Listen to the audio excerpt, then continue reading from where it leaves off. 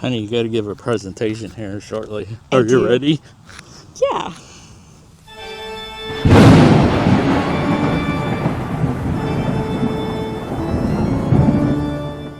Hello there, Parapeeps, and welcome to another episode of our Haunted Travels. I'm your host, Sean Donnelly. I'm your co-host, Marianne Donnelly. We're here at Oak Hill Cemetery in Youngstown, Ohio. We have a video about this place before. Maybe a couple videos. Probably a couple.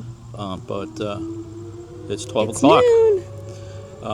We're part of the, Oak Hill Volunteer Research team. And a couple times a year, the team puts on tours of the cemetery. And today they're doing police and firemen. Correct. Here in Oak Hill. And Marianne's got a presentation. I do. So I'm going to show you her presentation. We're not doing everybody's.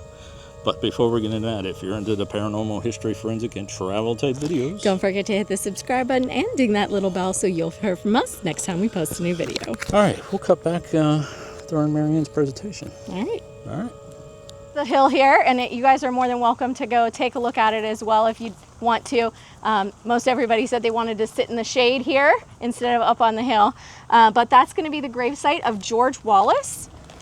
He was born on March 4th of 1870 right here in Youngstown, Ohio, to Irish immigrants William and Susan Wallace.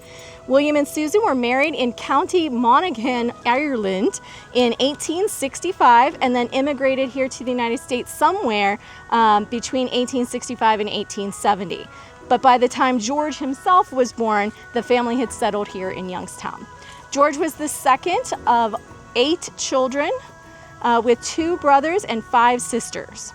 Now, unfortunately, we haven't been able to uncover too much about his early life or his career, but we did find it somewhat surprising that we couldn't even find his obituary because he was a Youngstown police officer. So you would think that somewhere in the newspaper we would have that. But there do seem to be several pages of the newspaper missing from the time period, so that could be maybe why we can't find it. Yeah, during the transfer maybe to microfiche or something like that. Yeah. But we do still have some records that have survived that help us to reconstruct at least part of his life for you today. So in 1899, George married Margaret H. Davis, and she's up there next to him. Together they had 5 children. George was born in 1901, and Thelma in 1905, David in 1907, and Ford in 1908, and then finally Joseph in 1916. At some point, George and Margaret divorced, as his marital status is listed as divorced on his death certificate. And she died in 1962 at the age of 82. She's buried in Park Cemetery in Greenfield, Indiana. So the Margaret there, I think, was another Margaret. I'm sorry, I messed up there, I'm sorry. Anyways, so she's buried in Greenfield, Indiana, his ex-wife. George's headstone provides interesting connection to his career as a Youngstown policeman, and you went up there, you probably saw, it actually has his badge number on it. So for those of you who didn't go up the hill, his badge number is actually on his gravestone.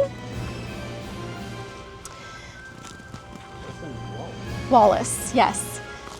Are you related to some Wallaces? No? Well, George died at St. Elizabeth's Hospital in Youngstown on July 3rd of 1929 at the age of 59. His cause of death was listed as a cerebral hemorrhage due to arteriosclerosis. Although many members of the Wallace family eventually left the Youngstown area, George's parents remained here and are buried near him in Oak Hill Cemetery. His sister Elizabeth moved to Detroit, but following the death of her husband, she took her own life. Her remains were brought back here to Youngstown, and she was laid to rest near her parents and her brother George. We also know something about the tragic fate of George's son Ford, and this is Ford. Ford Wallace joined the United States Navy, and he rose to the rank of lieutenant while stationed in San Diego, California. And during some routine training flights The aircraft that he was aboard crashed while attempting to land. He was trapped inside the wreckage for several days before crews were able to recover the aircraft. Only 2 people aboard the aircraft survived the crash. He was not one of them. He was just 29 years old when he died and was laid to rest at Fort Rosecrans National Cemetery in San Diego, far away from this Youngstown cemetery where his father and other members of his family are buried. But we actually visited Fort Rosecrans a few years back, so I'm curious if we actually saw his son's grave while we were there or not. But that is George, and this here is a copy of his death certificate if anybody wants to see it, but we have that as well. Okay. So is there anybody who wants to take a journey up the hill real quick, or just heading down? Is there another? This gentleman right here, this is George Moyer. Okay, I actually have a picture of him. He was born in Pennsylvania in 1856. He's the son of Jacob and Mary Moyer, and they are actually buried right here in front of him. Well, sort of, kind of. They're right here. He grew up in a large family that had several siblings. Jacob and Mary's children included John, who was born in 1852, and he's right here as well. Eliza, born in 1854, and Eliza is back that way. Lydia in 1858, George obviously 1856, and Benjamin in 1862. The Moyer family would eventually become connected to the Youngstown area, where George spent much of his adult life and began a long career in law enforcement.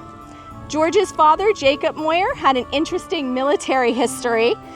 He actually served 2 separate periods during the Civil War. At the age of 32, Jacob himself enlisted at Sharon in Mercer County, Pennsylvania on September 2nd of 1861. He was also then, at the age of 32, he mustered into federal service at Harrisburg on September 24th as a private in Company B of the 76th Pennsylvania Infantry. His first period of service ended when he was discharged on a surgeon's certificate on November 18th of 1862. The exact reason for his discharge is unknown. However, in May of 1863, he applied for and received a disability pension based on his military service.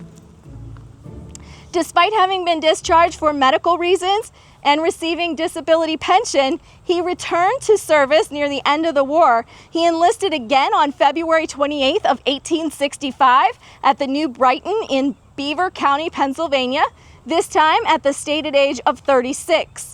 He mustered into federal service at Harrisburg on March 13th as Sergeant in Company H of the 87th Pennsylvania Infantry. By that point, years of fighting had severely reduced the regiment's numbers, and Jacob was among the new recruits that were brought in to rescue the unit back to its regimental strength. His second period of service was relatively brief, as the Civil War ended only weeks later, and he was honorably discharged with his company June 29th of 1865 in Alexandria, Virginia. Jacob lived until 1909, dying at approximately 80 years old. George's mother, Mary, died earlier in 1886 at the age of 64. Both Jacob and Mary are buried here beside George in the family plot here in Oak Hill Cemetery, providing a physical connection between George's life and the generation coming before him. George had 2 children with Elizabeth Downing, a daughter, Lydia, born in 1879, and George, his son, born in 1880. So far, no marriage record for George and Elizabeth has been located, but considering the time period and the fact they did have children together, they must have been married. But without documentation, that cannot necessarily be stated with certainty. George Moyer went on to become a familiar and respected figure in Youngstown, serving with the Youngstown Police Department for approximately 30 years. He became particularly well known for his work as a detective and was known by the nickname Doc. His decades of police work made him a recognizable member of the department, during a period when Youngstown was rapidly growing and changing. After retiring from the police department, George moved to San Diego, California, where he lived with his sister. He later returned here to Youngstown area for a summer visit at home with friends and family. Shortly after returning home to San Diego, though, George died. He died October 16th of 1925 at the age of 69. He was brought back here to Youngstown and laid to rest in Oak Hill Cemetery alongside his parents, bringing him back to the community he spent so many years serving as a police officer to help protect. So I do have his obituary if anyone wanted to see that as well. Okay, so that is George. Any questions? Thank you. Absolutely.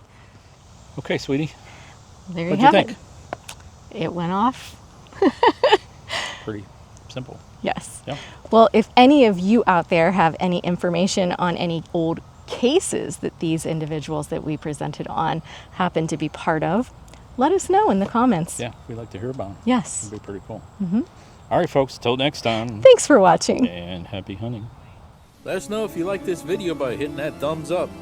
Also, if you'd like to see more videos from us in the future, support our channel by hitting that subscribe button and dinging that bell so you get notified the next time there's a video from Panic D Videos. Thanks for watching. Happy hunting!